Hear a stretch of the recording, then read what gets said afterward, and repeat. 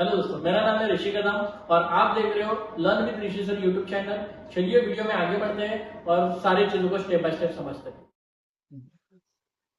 आज एक new chapter start करते हैं जिसका नाम है सिंगल इंटरेस्ट सिस्टम। जैसे कि हम लोगों ने फाइनल अकाउंट सीख लिया। फाइनल अकाउंट मतलब क्या होता है कि जो भी बिजनेस है, बिजनेस के जो भी साल भर में हम लोगों ने रिकॉर्ड्स को मेंटेन करके रखा है, उस रिकॉर्ड का हिसाब किया जाता है और फाइंड आउट किया जाता है कि वो फॉर्म को प्रॉफिट हो रहा है या लॉस हो रहा है। ठीक है, उसको हम लोग क्या बोलते हैं? फाइनल। ठीक, उसी से रिलेटेड कहीं ना कहीं single interest system. But single interest system क्या होता है कि जो स्मॉल बिजनेस ऑर्गेनाइजेशन होते हैं, लाइक सोल ट्रेडिंग कंसर्न या स्मॉल पार्टनरशिप, वो लोग क्या करते हैं, अपने मतलब छोटा बिजनेस होता है तो वो लोग क्या करते हैं, स्मॉल ट्रांजेक्शन होने के कारण वो लोग trading account, profit and loss account और बैलेंस शीट प्रिपेयर नहीं करते। वो लोग क्या करते हैं, सिर्फ single statement of profit and loss prepare करते हैं और फाइंड आउट करते हैं कि उनके फर्म को कितना प्रॉफिट और लॉस हुआ है। ठीक है, उसको हम लोग बोलते हैं सिंगल इंटरेस्ट सिस्टम। ठीक है, जिसमें डेबिट क्रेडिट नहीं होता। ठीक है, डबल इफेक्ट नहीं होते, सिंगल इफेक्ट होता है और सिंगल इफेक्ट के थ्रू उस फर्म का profit and loss find out किया। एक स्टोरी के थ्रू तुम लोगों को सिंगल एंट्री सिस्टम तुम लोगों को एक्सप्लेन करने की कोशिश करता हूं। समझो, मैं एक सोल ट्रेडर हूँ। मैं एक सोल ट्रेडर हूँ और मेरे बिजनेस, मेरा एक छोटा सा दुकान है, एक छोटा सा गाला है। समझो फॉर एग्जांपल मेरा एक ग्रोसरी शॉप है और मेरे ग्रोसरी शॉप में मुझे लोन की जरूरत है। मुझे थोड़े पैसों की जरूरत है ताकि मुझे ग्रोसरी शॉप में और कुछ स्टॉक खरीदने हैं। ठीक है, या तो मुझे अपने ग्रोसरी शॉप को एक्सपांड करना है जिसकी वजह से मुझे कुछ लोन की जरूरत है। तो ऐसे सिचुएशन में क्या होता है, जब मैं बैंक से लोन की डिमांड करने के लिए जाता हूँ तो बैंक बोलता है कि भाई हम आपको डायरेक्टली ऐसे लोन नहीं दे सकते, आपके पास क्या होना चाहिए, फाइनेंशियल स्टेटमेंट होना चाहिए। तो समझो, मान के चलो मैं ग्रोसरी शॉप वाला जो अनपढ़ गवार हूँ, मुझे कुछ नॉलेज ही नहीं है कि भाई क्या होता है फाइनेंशियल स्टेटमेंट, क्या होता है प्रॉफिट एंड लॉस स्टेटमेंट, ऐसा कुछ भी मुझे पता नहीं। तो ऐसे सिचुएशन में जब मैं बैंक के पास से लोन मांगने के लिए जाऊंगा तो बैंक डायरेक्टली मेरे से पहले फाइनेंशियल स्टेटमेंट की डिमांड करेगा, मतलब बैलेंस शीट की डिमांड करेगा, प्रॉफिट एंड लॉस स्टेटमेंट की डिमांड करेगा और उसके देख के फिर बाद में उसको एनालाइज करके मेरा लोन अप्रूव करेगा। ठीक है, बट वो तो स्टेटमेंट मेरे पास है ही नहीं। ठीक है ना। तो ऐसे सिचुएशन में क्या होगा, समझो मैं बैंक से लोन की डिमांड कर रहा हूँ बट बैंक ने मुझे लोन देने से इनकार कर दिया बिकॉज बैंक ने बोला कि बस अब आपके पास कोई स्टेटमेंट ही नहीं है, ना आपके पास बैलेंस शीट है, ना आपके पास प्रॉफिट है। ठीक है, तो उसके लिए मैं लोन आपको अप्रूव नहीं कर सकता। तो मैंने बैंक से पूछा कि भाई तो क्या करना पड़ेगा तो मुझे लोन मिल सकता है। तो बैंक ने मुझे बताया कि आपके जो भी हिसाब है, आप कितने का सामान खरीद रहे हो, कितने का सामान बेच रहे हो, आपके फर्म को कितना प्रॉफिट हुआ है, कितना लॉस हुआ है, इसका स्टेटमेंट ला के दिखाओ तो हम आपको लोन दे देंगे। तो बोला भाई मैं तो अनपढ़ गवार हूँ, मुझे तो उसके बारे में कुछ नॉलेज नहीं है, तो मैं कैसे बना सकता हूँ। तो इसने बोला एक काम करो, आप जाओ एक सीए के पास, एक चार्टर्ड अकाउंटेंट के पास। ठीक, बट आप एक एकदम एकदम पीछे बैठा कैमरे, ठीक है। समझो, तो मुझे बैंक ने क्या बोला कि आप एक काम करो, आपको नहीं आएगा वो बनाने के लिए, आप डायरेक्टली जाओ सीए के पास, चार्टर्ड अकाउंटेंट के पास जाओ और चार्टर्ड अकाउंटेंट के पास जाके अपने प्रॉब्लम्स उसको बताओ। वो आपको क्या करेंगे, जो स्टेटमेंट की रिक्वायरमेंट में है वो स्टेटमेंट आपको बना के दे देंगे, मतलब बैलेंस शीट बना के दे देंगे, प्रॉफिट एंड लॉस स्टेटमेंट बना के दे देंगे। ठीक है, तो मैं गया उनके पास, किसके पास, सीए के पास। सीए के पास गया, सीए को बोला कि भाई देखो मेरा ऐसा ऐसा प्रॉब्लम है, मुझे बिजनेस में लोन की जरूरत है, मैं बैंक में गया था बट बैंक वाले ने बोला कि सीए के पास जाओ और फाइनेंशियल स्टेटमेंट बना के दिया, इसलिए मैं आपके पास आया। बोला ठीक है, मेरा काम ही है। सीए ने बताया, तो बोला क्या क्या चाहिए आपको इसके, बोला कुछ नहीं, एक काम करो, आपने जितना भी रिकॉर्ड नोटबुक में कुछ तो कहीं ना कहीं तो लिख के रखा होगा ना कि आपने जो भी सामान खरीदा है, सामान बेचा है, किसको उधारी पे बेचा है, किसके पास से उधारी खरीदा, इसका सारा हिसाब तो आपने मेंटेन करके रखा होगा ना कोई तो नोटबुक में। बोली क्या, बोला ठीक है। तो मैं गया, सब अपना जो अपने डायरी एक बना के रखा था, उस डायरी में मैंने लिख के रखा था कि मैंने कितने का सामान खरीदा है, कितने का सामान बेचा है। ठीक है, कौन से लोगों को मैंने उधारी में सामान बेचा है, कौन से लोगों को पास से मैंने उधारी में सामान खरीदा है, इसका सब डिटेल एक डायरी में था। वो डायरी लेके गया और सीए के पास दे दी। सीए ने उसको पढ़ा, चार्टर्ड अकाउंटेंट ने उसको पढ़ा, और चार्टर्ड अकाउंटेंट ने बोला देखो भाई ये इतना इनफ नहीं है इसके लिए, आपने जितना लिखा है वो अच्छा है, नो डाउट, बट स्टेटमेंट बनाने के लिए इतना इनफ नहीं। तो बोला अभी क्या करना होगा फिर? कुछ नहीं, टेंशन मत लो, आप एक काम करो, मैं आपके शॉप में आऊंगा, आपके शॉप का ऑडिट करूंगा, ठीक है, और कुछ क्वेश्चंस पूछूंगा, उसके सही सही जवाब दे देना, मैं फाइनेंशियल स्टेटमेंट बना दूंगा। तो बोला ठीक है, कोई प्रॉब्लम नहीं, कब आ रहे हो बताओ। कल आ जाते हैं। तो कल सी आए, ठीक है। तो दूसरे दिन क्या हो गया, चार्टर्ड अकाउंटेंट हमारी शॉप में हमारी फॉर्म में आ, और फॉर्म में आने के बाद मैंने उनको मस्त चाय भी पिलाई, ठीक है, बैठने के लिए चेयर दी, पानी भी नहीं पिलाया, सब कुछ बातचीत भी सब हो गई। अभी सब बातचीत हो जाने के बाद सीए ने सवाल करना स्टार्ट कर दिया।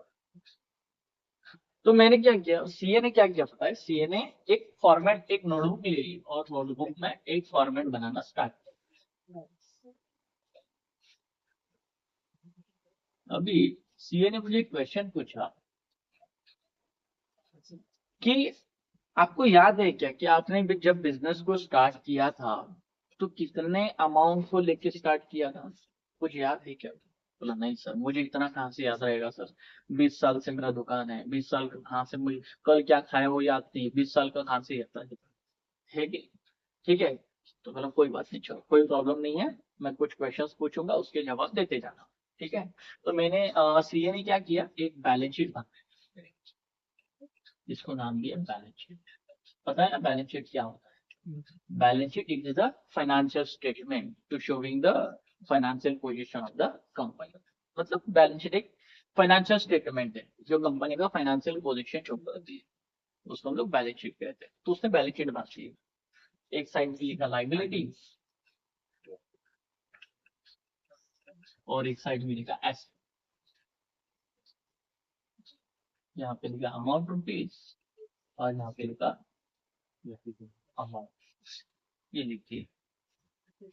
अभी हुआ क्या, सब मुझे क्वेश्चन पूछते जा रहे हैं। मुझे पूछा कि सर ये जो दुकान है ये आपका खुद का है कि भाड़े से है? मतलब खुद का है। कितने में खरीदा था? 5 लाख में खरीदा था 20 साल पहले, 20 साल पहले 5 लाख में खरीदा था। आज इसकी क्या वैल्यू पता है आपको? होगा 10 लाख, होगा डबल हो गया होगा, और ज्यादा कुछ नहीं, 10 लाख रहेगा इसकी वैल्यू। बोले ठीक है चलो कोई प्रॉब्लम नहीं। तो उसने अपने बैलेंस शीट में क्या कर दिया, लिख दिया इसके पास लैंड एंड बिल्डिंग है, कितनी लैंड एंड बिल्डिंग, 10 लाख लिख दिया सीधे। देखो वो उस दुकानदार के लैंग्वेज को अकाउंटिंग लैंग्वेज में क्या कर रहा है, कन्वर्ट कर रहा है। समझ में आया? ठीक है। सबसे पहले पूछा कि आपका दुकान खुद का है क्या, तो उसने बोला कितने का खरीदा था, 5 लाख का खरीदा था। आज इसकी वैल्यू क्या है, 10 लाख। चलो कोई प्रॉब्लम नहीं, 10 लाख लिख दिया, ठीक है। फिर बाद में उसने मुझे एक क्वेश्चन पूछा कि ये जो शॉप में जो सामान है जो आप बेच रहे हो, गेहूं चावल ये सारी चीजें जो आप बेच रहे हो, कितने की हो सकती है, आपको कुछ अंदाज है? बोला, हाँ है भाई, इतने साल से दुकान चला रहा हूं, कुछ तो नॉलेज रहेगा ना इसके बारे में। तो 50,000 का रहेगा सर, ये सब सामान जो मेरे पास है 50,000 का रहेगा, ठीक। तो उसने अपने लैंग्वेज में लिख दिया इसके पास स्टॉक है 50,000, स्टॉक 50,000, ठीक है। फिर बाद में मैंने बोला कि यार ये जब तेरे पास जो फर्नीचर वगैरह सब है, लकड़ी के जो सामान है, तूने सामान जिसके ऊपर रखा है, ठीक है, ये सब खुद का है कि किसी से उधार पे लिया? बोला नहीं सर खुद का है। कितने का रहेगा ये? कितने का खरीद, तो कुछ याद तो नहीं, बट अंदाज से बता सकता हूँ 2 लाख का रहेगा, ठीक है। बोला ठीक है चल, तेरे पास फर्नीचर है तुम्हारे पास 2 लाख, मैंने सीए ने लिख दिया फर्नीचर कितने के तुम्हारे पास, 2 लाख। फिर बाद में उसने क्या किया पता है, उसकी नजर गई डायरेक्टली मेरी गाड़ी पे। एक गाड़ी खड़ी थी बाहर, दुकान के बाहर, उस गाड़ी के ऊपर उसकी नजर। पूछा, ये गाड़ी तुम्हारी है कि किसी और की है? बोला खुद की है भाई। कितने में खरीदी है? 1 लाख में खरीदी है। बोला अच्छा, कब खरीद? अब हो गया 1 साल हो गया। मतलब 1 साल हो गया तो आपकी ये गाड़ी 80,000 की, मतलब डेप्रेसिएशन वगैरह माइनस करके समझो 90,000 की आपकी इसकी वैल्यू रहेगी। अभी अगर आप भी बेचने जाओगे तो 90,000 तो मिल ही जाएगा। हाँ, बोला ठीक है। मोटर कार है, क्या है? Motor car. 90 90,000 का मोटर कार है। फिर बाद में बोला, सब इधर उधर देख रहा है, ठीक है। देखने के बाद उसकी सीधा नजर गई गले पे। मेरा जो गल्ला था जहाँ पे मैं पैसे रखता था उसके ऊपर नजर गई। बोलता है, बैंक में अकाउंट अकाउंट कुछ है कि नहीं? बोला नहीं यार, बैंक में कोई अकाउंट तो ओपन नहीं किया। बोला तो अभी गले में कितना है? बोला 10,000 रहेगा। तो ठीक है, 10,000 है ना पक्का? गिन के देख लो एक बार। बोला, हाँ 10,000 है। उसने बोला ठीक है, तुम्हारे पास कैश इन हैंड भी है? Cash in hand 10,000। 10,000 का कैश इन भी। देखो किस तरह से वो मेरी लैंग्वेज को इसमें क्या कर रहा है, कन्वर्ट करते हैं। ठीक है। फिर बाद में उसने मुझे पूछा, बैंक में अकाउंट नहीं है, कैश तो है तुम्हारे पास, 10,000 का कैश पड़ा हुआ है, ठीक है। अब एक बात बताओ, तुमने किसको सामान उधारी पे बेचा, ऐसा कुछ मेंटेन करके रखा होगा तो दिखा दो मुझे। तो सब मुझे उसने दिखा दिया। तो उसमें सारे कस्टमर के नाम लिखे हुए थे कि किसको किसको सामान उधारी पे बेचा है। इस सब के नाम लिखे रखे हुए थे। तो मैंने सबके टोटल मारने के बाद पता चला कि ये भाई साहब ने 30,000 का सामान उधारी पे बेचा। कितने का सामान बेचा है? 30,000 का सामान उसने उधारी पे बेचा था। तो ठीक है, तुम्हारे पास डेटर की है।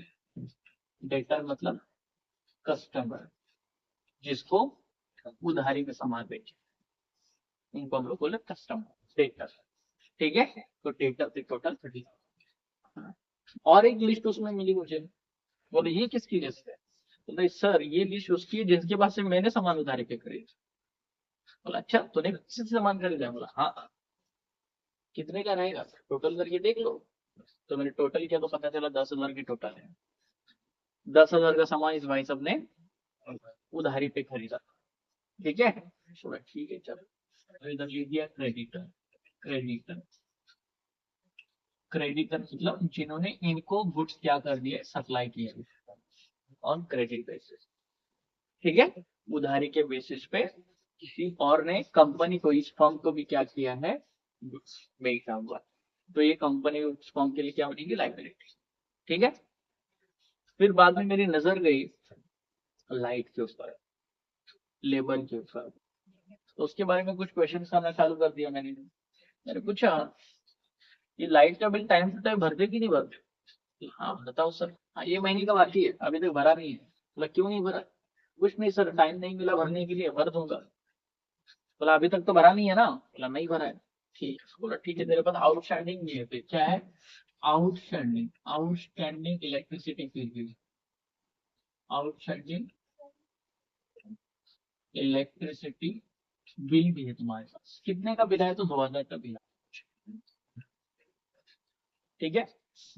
लेबर को बुलाया इनके, और लेबर को पूछा, तुम्हारा जब बॉस है तुम्हें टाइम टू टाइम सैलरी देता है कि नहीं देता है? बॉस वो तो लेबर जो बोले वो तो बोले रोज देते हैं हमेशा, हमें पेमेंट का कुछ लफड़ा नहीं है यहाँ पे, टाइम टू टाइम हमारे बॉस हमें सैलरी देते हैं। अच्छा, सैलरी की कुछ पेंडिंग नहीं। फिर बाद में मैंने उसको पूछा, आप अपने प्रोडक्ट को बेचने के लिए क्या करते हो? कुछ नहीं सर, एडवर्टाइजिंग करता हूँ, थोड़ा बैनर्स वगैरह बनाता हूँ। तो उनको कुछ पैसा वगैरह देते भी नहीं टाइम। तो उसको याद आया तुरंत, बोला हाँ सर, मैंने अगले साल का भी एडवर्टाइजिंग का पैसा अब भी उसको दे के रखा है। समझ में आया? मतलब मेरे पास था पैसा, तो बोले चलो रखने से जो बढ़ने वाला तो नहीं है, तो उससे जो उसको दे देते, अगले साल मेरा एडवर्टाइजिंग करेगा वो। ठीक है। तो बोला ठीक है चलो, तेरे पास इसका मतलब क्या है, प्रीपेड एडवर्टाइजमेंट।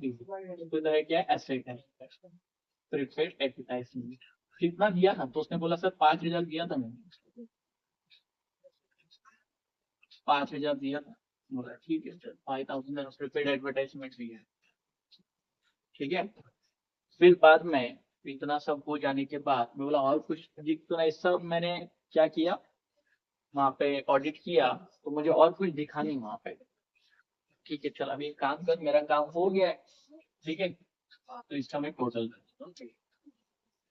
तो टोटल करने के बाद पता चला 10 lakh plus 50, 10 lakh 50, 12 lakh 50, 12 lakh 50 plus 90, 12 lakh 50 plus 90,000 plus 10,000 plus 30,000 plus 5,000, तो इसकी टोटल आई 13,85,000।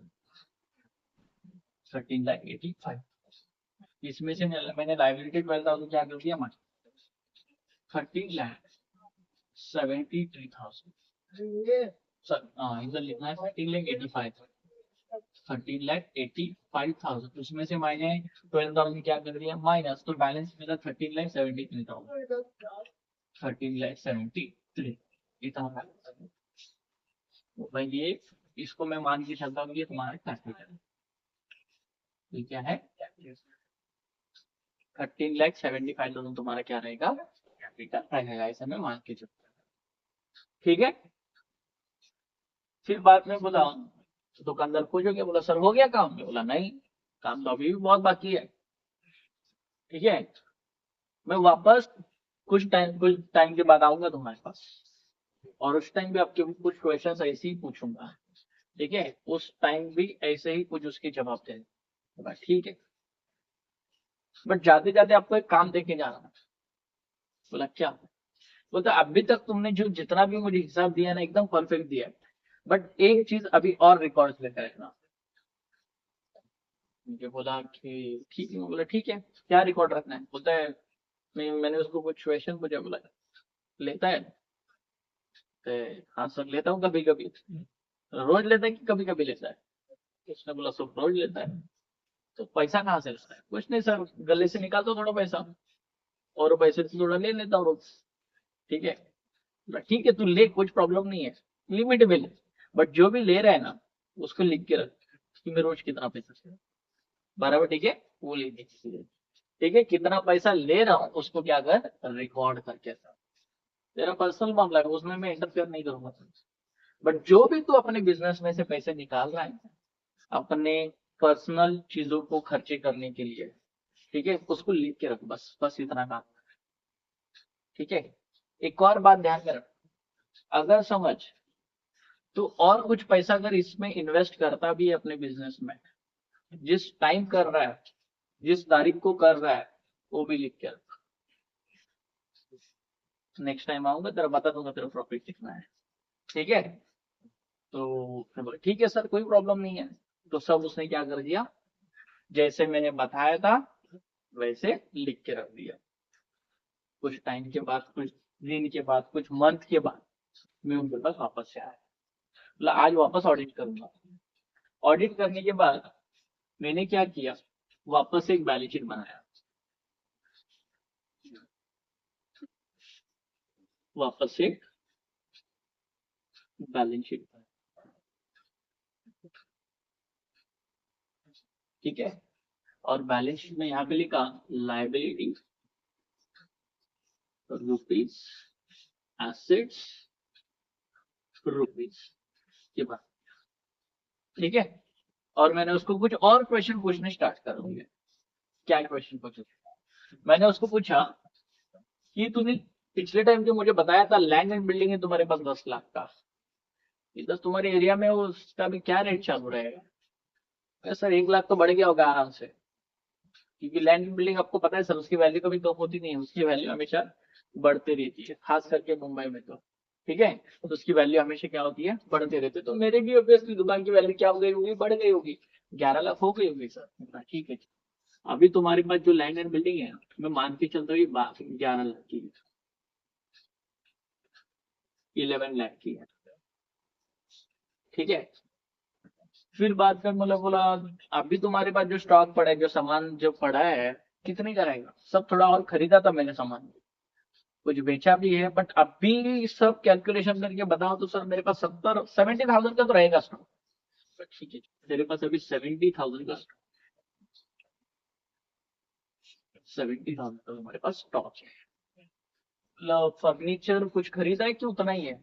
सर उतना ही है, मतलब डेप्रिसिएशन तो चार्ज करना ही होगा। ठीक है, तो मैं बोला ठीक है चल एक काम करता हूँ, तुम्हारे पास फर्नीचर पहले कितना था, 2 लाख का था, अभी मैं उसको 1,80,000 लिख देता हूँ, 20,000 इसका डेप्रिसिएशन चार्ज लेता हूँ।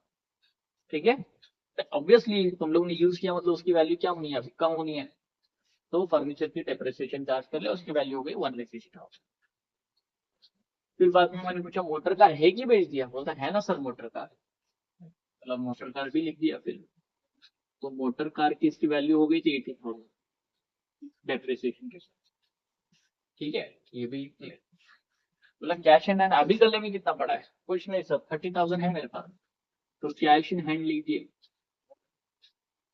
30,000 का इसके इस गले में पैसा पड़ा हुआ था। ठीक है, ये लिख दिया।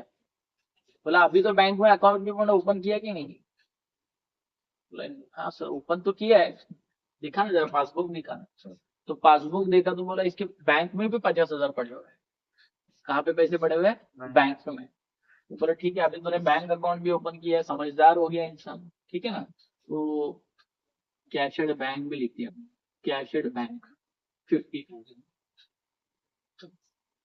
ठीक है, फिर बाद में बोला तेरा डायरी दिखा जरा, तूने जो डायरी में सब हिसाब जो लिख के रखा है वो दिखा, तो जो कस्टमर के नाम लिखे थे उसके सब टोटल कर दी, कस्टमर तो और भी बढ़ गए, पहले 30,000 के थे अभी 50,000 बन गए।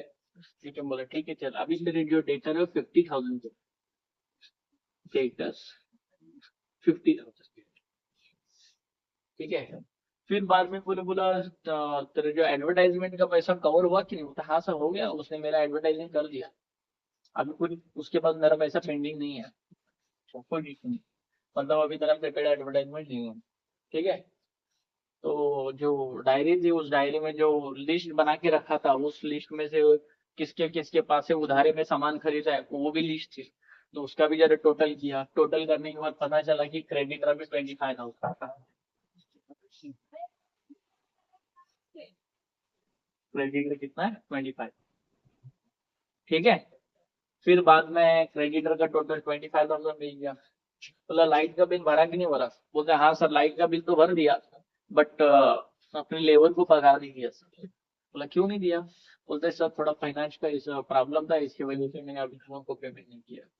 तो कितना पेमेंट है, 10,000 है सर, 10,000 पेड नहीं हुआ है। ठीक है सर, आउटस्टैंडिंग वेजेस है ना, तो आउटस्टैंडिंग वेजेस आउटस्टैंडिंग वेजेस 10,000 लिख दिया, 10,000 आउटस्टैंडिंग वेजेस लिख दिया। ठीक है ना, सब हो गया। तो बोला और कुछ है तो बता दे, उधर कुछ नहीं सर इतना ही याद है, जो भी आपके सामने देख लो लिख दो सर। तो ठीक है, सब देख लिया हमने, सब ऑडिट कर लिया, टोटल कर दिया, तो टोटल करने के पता चला 11,70,000, 1,80,000, 80,000, 50,000, 50,000, 50, तो आपका टोटल हो रहा है 15,60,000, 15,60,000, 15,60,000। इसमें से 10,000 एंड 25,000 मतलब 35,000 क्या करेंगे माइनस, तो हाँ हो जाएगा 15,25,000। ठीक है, तो जब मैं आया था स्टार्टिंग में तो आपका कैपिटल कितना था, 15,75,000, और अभी का कैपिटल कितना है आपका 15,25,000, ये कैपिटल। तो जब आया था तो उस टाइम जो कैपिटल मुझे मिला था उसको मैं बोलूंगा ओपनिंग कैपिटल, और जब अभी मैं जा रहा हूँ तो जाते वक्त जब क्लोजिंग करके जा रहा हूँ उसको मैं बोलूंगा क्लोजिंग कैपिटल। समझ में आ रहा है, तो दो चीजें मुझे जो इंपॉर्टेंट थी वो तो मिल गई। तो तुम लोग को भी सिंगल सिस्टम यही करना है, अगर क्वेश्चन में ओपनिंग कैपिटल और क्लोजिंग कैपिटल नहीं दिया है ना तो आपको बैलेंस शीट प्रिपेयर करना पड़ेगा, बट इस बैलेंस शीट को बैलेंस शीट नाम नहीं बोलेंगे यहाँ पे हम लोग, इसको हम लोग बोलेंगे स्टेटमेंट ऑफ अफेयर्स। क्या बोलेंगे, statement of affairs. Statement of affairs is like a balance sheet, statement of affairs balance sheet ही होती है बट उसका नाम अलग होता है, दिखता कुछ बैलेंस शीट जैसी ही है, बट इसको हम लोग बैलेंस शीट नहीं बोलेंगे यहाँ पे, यहाँ पे क्या बोलेंगे, opening and closing statement of affairs. ये जो ओपनिंग बैलेंस शीट है उसको हम लोग बोलेंगे ओपनिंग स्टेटमेंट ऑफ अफेयर्स, जो क्लोजिंग बैलेंस शीट है उसको बोलेंगे क्लोजिंग स्टेटमेंट ऑफ अफेयर्स। समझ में आ रहा है? ठीक है। फिर बाद में मैंने उसको कुछ काम दे के गया था, मतलब तो मुझे जो काम दे के गया था वो काम किया कि नहीं सही सही तरीके से? बोला हाँ सर किया ना। लिख के रखा है ना सब? बोला हाँ। सब उसने लिख के रख दिया था। तो लिखने के बाद मैंने क्या किया, बोला ठीक है एक काम कर, जरा बता दे उसके टोटल। तो सब टोटल वगैरह पता चला, इसने एक साल में 1 लाख रुपए विड्रॉ किए। 1 लाख रुपीज उसने क्या किया, विड्रॉ किया फॉर पर्सनल यूज। इसको हम लोग बोलते ड्रॉइंग, क्या बोलते हैं, ड्रॉइंग। पर्सनल यूज के लिए निकाला हुआ पैसा उसको हम लोग क्या कहते हैं, ड्रॉइंग कहते हैं। समझ में आई? तो उसने ड्रॉइंग कितना किया है, 1 लाख रुपीज का ड्रॉइंग किया है। ठीक है।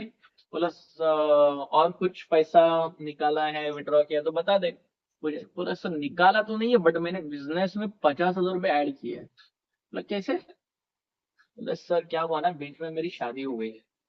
बोला अच्छा शादी हो गई, तो ससुर ने दहेज दिया था 50,000 का, तो दहेज भी मैंने उठा के डायरेक्टली बिजनेस में डाल दिया। बोला अरे बहुत अच्छा काम किया तूने। ठीक है। तो बोलता है हाँ सर अभी क्या करूँ, बिजनेस को बढ़ाना था, तो बैंक तो लोन नहीं दे रही थी, तो इसलिए ऐसा सोचा कि यार दहेज ही उठा के डायरेक्टली बिजनेस में क्या करूँ तो डाल दूँ। तो मैंने वही किया। बोला ठीक है अच्छा वो बता दिया। बोला ठीक है तेरे पास एडिशनल कैपिटल भी है। एडिशनल कैपिटल कितना है, 50,000 का। 50,000 को तुम्हारा एडिशनल कैपिटल। तो और कुछ इन्फॉर्मेशन है तो बता दे भाई। मतलब कुछ नहीं सर इतना ही है, जो भी है आपके सामने है सर, जो है सब बता दिया मैंने। ठीक है। ठीक है इतना तो सब तुम्हारा काम हो गया है, 50% तुम्हारा काम हो गया है। सब इंफॉर्मेशन मुझे अभी मिल गया है। अभी मैं क्या बनाऊंगा, तुम्हारा statement of profit and loss बनाऊंगा, और बताऊंगा कि तुम्हारे फर्म को प्रॉफिट हुआ या लॉस हुआ है। वही स्टेटमेंट लेके जाना बैंक में, बैंक को दिखा देना, मेरा साइन वगैरह कर दूंगा, वो दिखा देना। बैंक आपको अगर स्टेटमेंट अच्छा रहा, पॉजिटिव में है, अच्छा स्टेटमेंट बनाया हुआ है, तो बैंक आपको लोन देगी। अगर समझो तुम्हारा बिजनेस लॉस में है तो हो सकता है बैंक तुम्हें लोन नहीं भी दे। ठीक है। बट जो है मैं फेयरली बनाऊंगा। ठीक है। तो वो ठीक है, बोला चलो कोई प्रॉब्लम नहीं है। तो मैंने क्या कर दिया, हम्म, किधर अब तो ठीक है इधर कर दो। इधर मैंने बनाया statement of profit and loss. Statement of profit and loss particular rupees rupees. सबसे पहले मैंने लिखा statement of profit and loss में इसका क्लोजिंग कैपिटल कितना है। क्लोजिंग कैपिटल, तो क्लोजिंग कैपिटल मुझे मिला था, कितना मिला था, 15,25,000। 15,25,000। फिर बाद में इसमें इसमें मैंने क्या कर दिया, ऐड कर दिया। ऐड किया ड्राइंग्स। ऐड क्या किया, ड्राइंग्स। तो ड्राइंग्स तो इसमें कितने का किया था, 1 लाख का किया था। तो 1 लाख मैंने इसमें से क्या, इसमें क्या कर दिया, ऐड कर दिया 1 लाख। तो 15,25,000 में 1 लाख ऐड कर दिया, 16,25,000। ठीक है। फिर बाद में मैंने इसमें से लेस किया ओपनिंग कैपिटल। ओपनिंग कैपिटल मुझे मिला था 13,75,000। 13,75,000। तो इसका मैंने टोटल किया, तो 16,25,000 में से माइनस किया 13,75,000, 2,50,000 बैलेंस आ रहा था। 2,50,000 इसका बैलेंस आ रहा।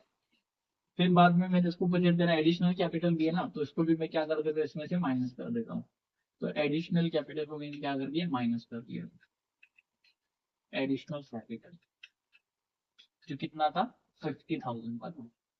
तो 50,000 का एडिशनल कैपिटल माइनस कर दिया, तो इसका बैलेंस मिला 2 लाख का।